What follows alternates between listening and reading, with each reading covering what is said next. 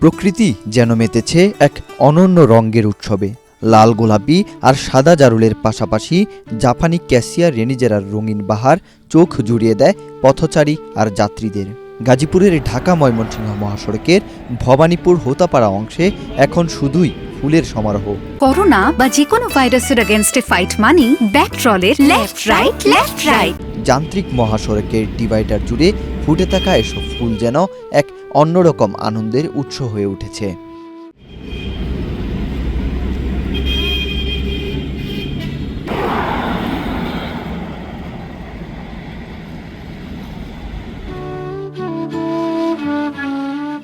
কিন্তু সেই আনন্দ উপভোগ করতে গিয়ে এখন রীতিমতো যুদ্ধ করতে হচ্ছে সাধারণ মানুষদের।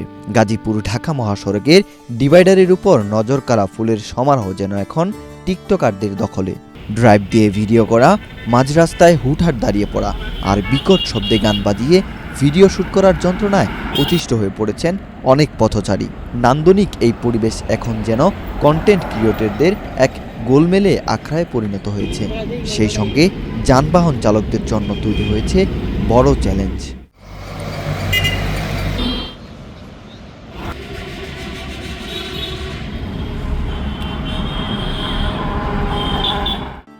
গ্রীষ্মের দাবদাহ, ধুলোমাখা পথ আর শহুরে ব্যস্ততার মাঝেও এই ফুলের দৃশ্য মুহূর্তেই ভুলিয়ে দেয় ক্লান্তি।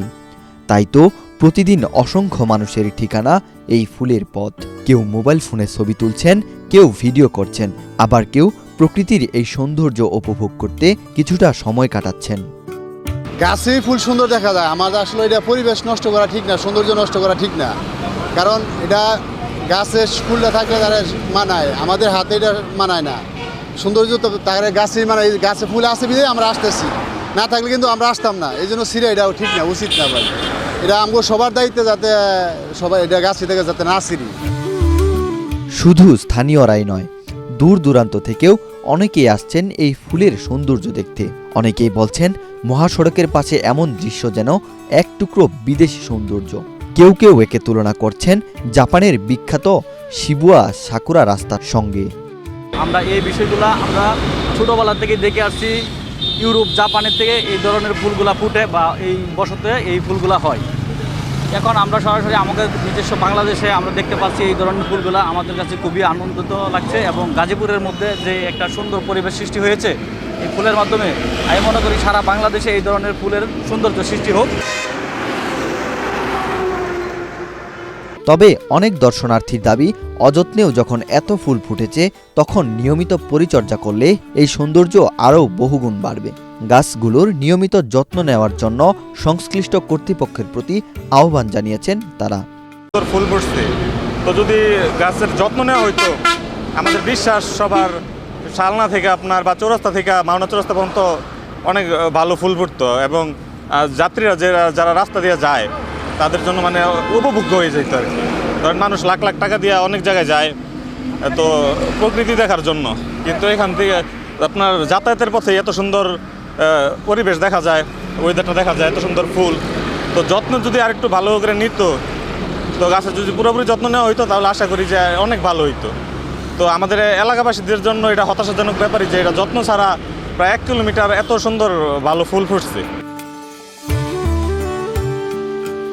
স্থানীয় বাসিন্দারাও বলছেন শুধু মহাসড়কের এই অংশ নয়, গাজীপুরের অন্যান্য সড়ক ও ডিভাইডারেও এমন ফুলের পরিবেশ গড়ে তোলা হলে পুরো শহরটাই হয়ে উঠবে আরও সবুজ আর নান্দনিক। বর্তমানে যান্ত্রিক জীবনে মহাসড়কের পাশে এত সুন্দর ফুল গাছগুলা, এটা সত্যিই অনেক অসাধারণ।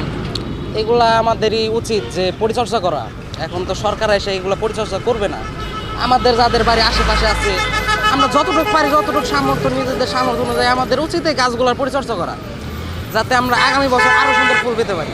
এটা বসন্তের এক অন্যরকম রঙের ছোঁয়া দিল আমাদের এবার বসন্তের।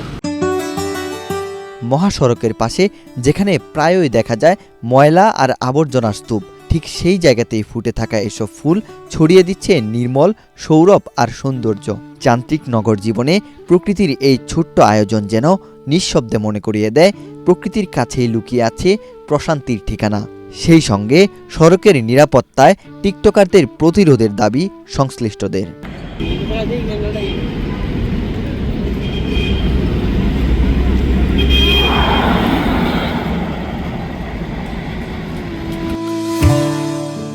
ওয়াহিদ হোসাইন জিহাদ, বাংলাদেশ প্রতিদিন।